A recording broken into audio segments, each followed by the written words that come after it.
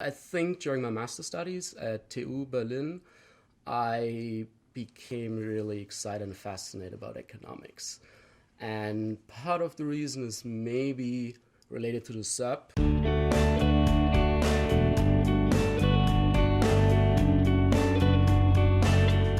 Because Joachim Frick offered a course in microeconomics just at the beginning of the master studies. So until then, I had never seen any actual data set in my life before, or at least not, I never worked with any data set before.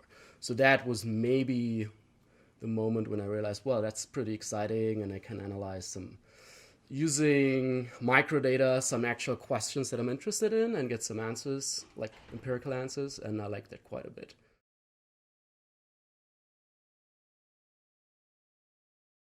I think the fact that I'm German and just moved to the US after my PhD when I was relatively old, 29, and I didn't grow up in the US was actually helpful for my perspective on healthcare and healthcare in the US. And sometimes people ask me, why did they hire a German to teach the US healthcare system to American students, which is a good question that I also asked myself when I came to the US.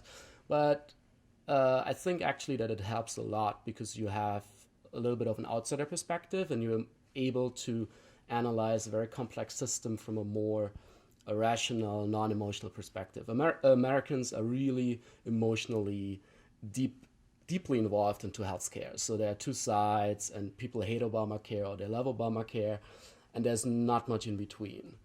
And that's sometimes quite difficult. And that's also a thing we don't really know in Germany, I would say, that people are so emotionally and ideologically involved in the question of, should everybody have health insurance? Or should the state force you to buy health insurance or not? That's not a question that we discuss in Germany, typically.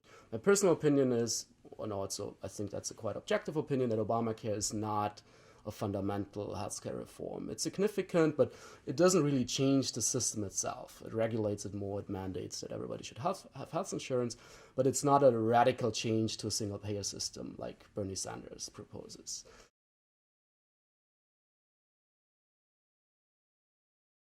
For me, it's really important that I do applied research that can be used, or hopefully will be used, by policymakers or governmental institutions or somebody outside of the research community. Without that, it would be maybe much less satisfying to do this research, because then you ask yourself, why do I do this? I mean, for 50 other people who work in that field, or maybe 100 or 200. But so you want to see that, or at least I want to see that my research translates into some real world interest, at least, let's put it that way.